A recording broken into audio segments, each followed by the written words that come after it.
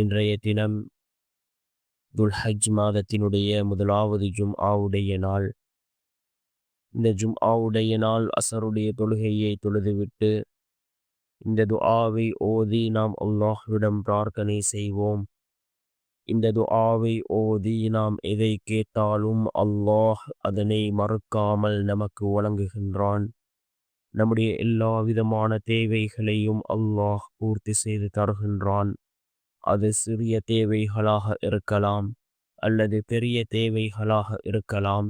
எந்த தேவைகளாக இருந்தாலும் அல்லாஹ் அதனை பூர்த்தி செய்து தருகின்றான். நம்முடைய வாழ்க்கையில் உள்ள எல்லா காரியங்களையும் அல்லாஹ் இந்த துஆவின் மூலமாக சீராக்கி தருகின்றான். அந்த அளவுக்கு சிறந்த அற்புதமான ஒரு துஆவை தான் நாம் இன்றைய வீடியோவில் பார்க்க இருக்கின்றோம். அன்பார்ந்தவர்களே, அல்லாஹ்வின் நல்லடியார்களே, அதிகமானோர் நம்முடைய சேனலை சப்ஸ்கிரைப் செய்யாமல் பார்த்து கொண்டிருக்கின்றீர்கள். நீங்கள் சப்ஸ்கிரைப் செய்து லைக் இடுவதன் மூலமாக நமது சேனலில் உள்ள வீடியோக்கள் இன்னும் பல சகோதரர்களுக்கு கொண்டு போய் சேர்க்கப்படும். அவர்கள் அதனை பார்த்து பயனடைந்தால் அதற்குரிய கூலியை அல்லாஹ் உங்களுக்கும் வழங்குவான். அன்பார்ந்தவர்களே, அல்லாஹ்வின் நல்லடியார்களே, நாம் கண்ணியமான ஒரு மாதத்திலே இருந்து கொண்டிருக்கின்றோம். ரசூலுல்லாஹி ஸல்லல்லாஹு அலைஹி வஸல்லம் அவர்கள் கூறினார்கள், அல்லாஹ் ஜல்ல சுப்ஹானஹு வ தஆலா 12 மாதங்களை படைத்திருக்கின்றான். இந்த 12 மாதங்களில் 4 மாதங்களை அல்லாஹ் கண்ணியப்படுத்தியிருக்கின்றான், சிறப்புக்குரிய மாதங்கள். இந்த 4 மாதங்களில் 3 மாதம் தொடர்ச்சியாக அடுத்தடுத்து வரக்கூடிய மாதங்கள். அதாவது துல்காஅதா, துல்ஹஜ், முஹர்ரம். இந்த 3 மாதங்களும் அடுத்தடுத்து வரக்கூடிய மாதங்கள். அதே போன்று 4வது மாதம் ரஜபுடைய மாதம் என்பதாக அல்லாஹ்வினுடைய தூதர் ஸல்லல்லாஹு அலைஹி வஸல்லம் அவர்கள் கூறினார்கள். அன்பார்ந்தவர்களே, அல்லாஹ்வின் நல்லடியார்களே, இந்த துல்ஹஜ்ஜினுடைய முதல் 10 நாட்கள் மிகவும் சிறந்த நாட்கள். அல்லாஹ் தன்னுடைய குர்ஆனிலே 10 இரவுகள் மீது சத்தியமாக என்று அல்லாஹ் குறிப்பிடுகின்றான். இந்த 10 நாட்கள் மிகவும் சிறந்த நாட்களாக இருந்து கொண்டிருக்கின்றது. எல்லா விதமான அமல்களையும் செய்யக்கூடிய நாட்கள் இந்த துல்ஹஜ்ஜினுடைய இந்த 10 நாட்களாக இருக்கின்றது. அன்பார்ந்த சகோதரர்களே, அல்லாஹ்வின் நல்லடியார்களே, அதிகமாக திக்ருகளில் ஈடுபடுவோம். நிச்சயமாக அல்லாஹ் ஜல்ல சுப்ஹானஹு வ தஆலா நம்முடைய வாழ்க்கையில் உள்ள எல்லா விடயங்களையும் அவன் சீராக்கி தருவான்.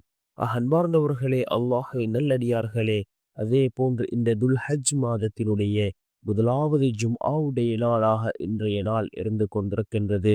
இந்த ஜும்ஆவுடைய நாளின் சிறப்பை பற்றி ரசூலுல்லாஹி ஸல்லல்லாஹு அலைஹி வஸல்லம் அவர்கள் கூறுகின்ற பொழுது கூறினார்கள், சூரியன் உதிக்கக்கூடிய நாட்களில் சிறந்த நாள் ஜும்ஆவுடைய நாள் என்பதாக அல்லாஹ்வினுடைய தூதர் ஸல்லல்லாஹு அலைஹி வஸல்லம் அவர்கள் கூறினார்கள். அன்பார்ந்த சகோதரர்களே, அல்லாஹ்வின் நல்லடியார்களே, இந்த ஜும்ஆவுடைய நாளில் ஒரு நேரம் இருக்கின்றது.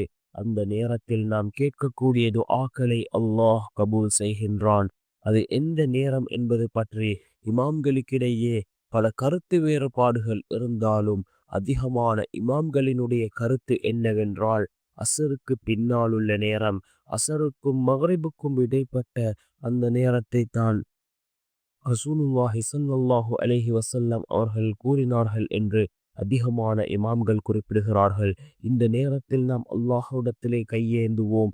நிச்சயமாக அல்லாஹ் ஜல்ல சுப்ஹானஹு வ தஆலா நம்முடைய துஆக்களை கபூல் செய்வான்.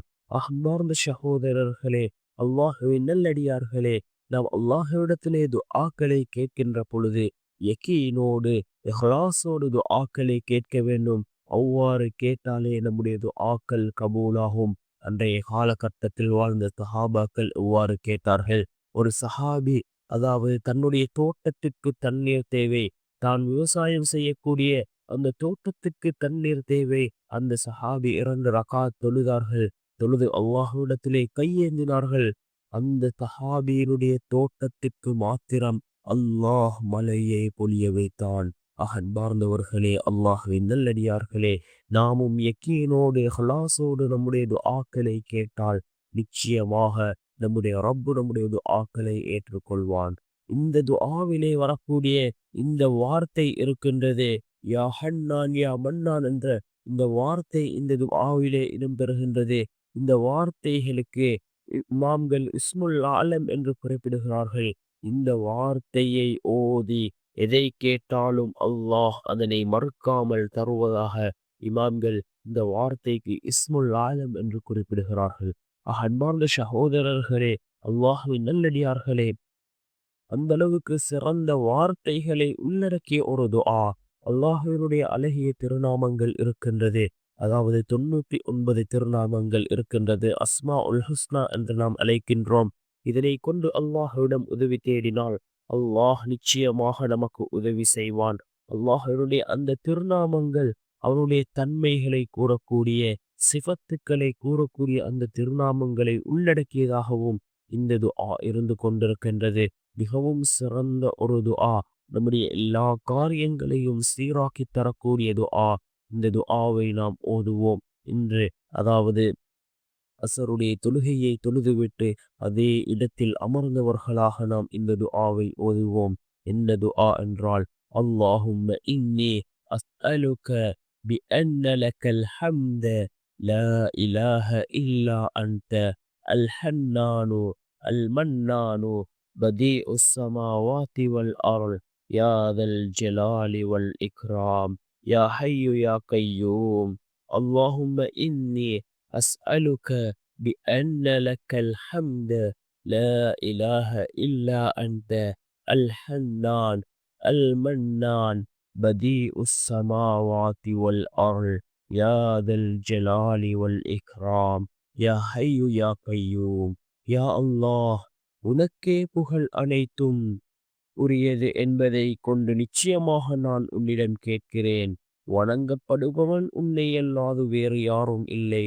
அருளாளன், அளவில்லாத நன்மைகளை வழங்குபவன், வானங்கள் மற்றும் பூமியை முன்மாதிரியின்றி படைத்தவன், கண்ணியம் மற்றும் சங்கை உடையவன், என்றென்றும் உயிருள்ளவன், நிலையானவன் என்ற பொருள்படக்கூடிய இந்த துஆவை அனஸ் பின் மாலிக் ரலியல்லாஹு அன்ஹு அவர்கள் அறிவிப்பு செய்கிறார்கள்.